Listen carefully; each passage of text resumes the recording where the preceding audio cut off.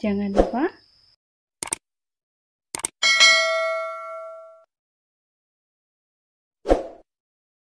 Assalamualaikum warahmatullahi wabarakatuh. Apa kabar anak-anak kelas 3? Semoga selalu semangat belajar dari rumah. Untuk hari ini kita akan belajar tema 1, pertumbuhan dan perkembangan makhluk hidup, subtema 4, pertumbuhan dan perkembangan tumbuhan, pembelajaran 2. Jangan lupa sebelum belajar selalu diawali dengan berdoa dan siapkan dulu peralatan yang kalian butuhkan. Yuk kita mulai. Dan 2, ayo mengamati. Bacalah teks berikut ini. Perkembangbiakan tumbuhan dengan biji. Sebagian besar tumbuhan berkembang biak dengan biji. Tumbuhan dewasa akan berbunga dan menghasilkan buah. Di dalam buah terdapat biji. Biji berkembang menjadi tanaman baru. Tanaman baru tumbuh menjadi dewasa dan berbuah. Perputaran tahapan perkembangan tersebut membentuk sebuah siklus atau daur hidup. Perhatikan gambar bagian-bagian biji di bawah ini. Yang pertama, lapisan terluar selimut biji berguna untuk melindungi biji. Kemudian yang kedua, embrio disebut calon tumbuhan baru. Dan bagian yang ketiga, kotiledon, yaitu sumber makanan untuk calon tumbuhan baru. Ayo menulis. Amati gambar berikut. Gambar menunjukkan daur hidup tanaman semangka. Lengkapi bagan daur berikut dengan gambar yang sesuai. Dimulai tahap yang pertama yaitu tahap biji pada gambar D, dilanjutkan dengan tahap kedua kecambah yaitu gambar B, kemudian tahap berikutnya adalah gambar E yaitu tahap tumbuh, kemudian berikutnya tahap berbunga gambar pada C, kemudian yang terakhir tahap berbuah yaitu pada gambar A. Tuliskan tahapan dalam daur hidup tanaman semangka menggunakan bahasamu sendiri. Berikut ini adalah contoh tulisan tahapan dalam daur hidup tanaman semangka. Silakan disimak dengan baik. Biji semangka tumbuh menjadi kecambah. Kecambah akan semakin tinggi daun. Daun semangka akan semakin tumbuh lebat, batang memanjang dan berbunga. Setelah terjadi penyerbukan, bunga semangka akhirnya menjadi buah. Buah semangka akan semakin besar dan matang.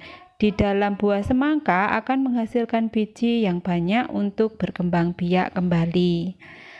Perkembangbiakan tumbuhan dengan tunas. Selain dengan biji, tumbuhan berkembang biak dengan tunas. Tunas adalah anakan yang tumbuh di dekat tumbuhan induknya. Ada juga tunas yang tumbuh di daun induk. Contohnya tanaman cocor bebek. Salah satu contoh tumbuhan yang bertunas adalah pisang dan cocor bebek.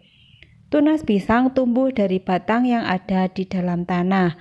Tunas pisang tumbuh menjadi tumbuhan baru di sekitar induknya. Tumbuhan cocor bebek berkembang biak dengan tunas daun. Tunas cocor bebek tumbuh di tepi daun. Gambar tersebut adalah gambar pohon bambu, cocor bebek, dan pohon pisang. Pohon bambu juga berkembang biak dengan tunas. Anakan pohon bambu akan tumbuh di dekat tumbuhan induknya. Batang pohon bambu banyak manfaatnya. Salah satu manfaatnya digunakan untuk bermain. Ayo mencoba. Ikuti tahapan bermain sesuai gambar.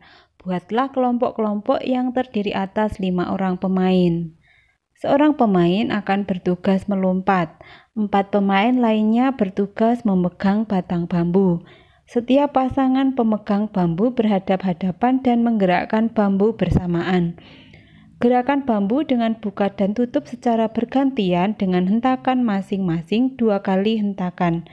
Pemain yang tidak memegang bambu melompat pada bambu yang terbuka. Jangan sampai kejepit bambu, lakukan secara bergantian. Ayo berlatih. Pentingnya bekerja sama.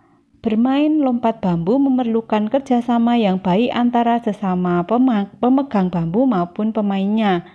Jika tidak ada kerjasama akan membahayakan pemain dan pemegang bambu. Tangan pemegang bambu bisa terjepit bambu jika tidak bekerja sama dengan baik. Kaki yang melompat pemain akan tersangkut dan terjepit bambu jika tidak ada kerjasama yang baik. Selain kerjasama, konsentrasi pemain juga sangat penting saat bermain lompat bambu. Jika tidak berkonsentrasi, maka akan membahayakan seluruh pemain. Nah, setelah bermain lompat bambu, jawablah pertanyaan di bawah ini sesuai pengalamanmu. Pertanyaan pertama, apakah kamu bekerja sama dengan teman saat bermain lompat bambu? Contoh jawaban, iya, saya bekerja sama dengan teman saat bermain lompat bambu.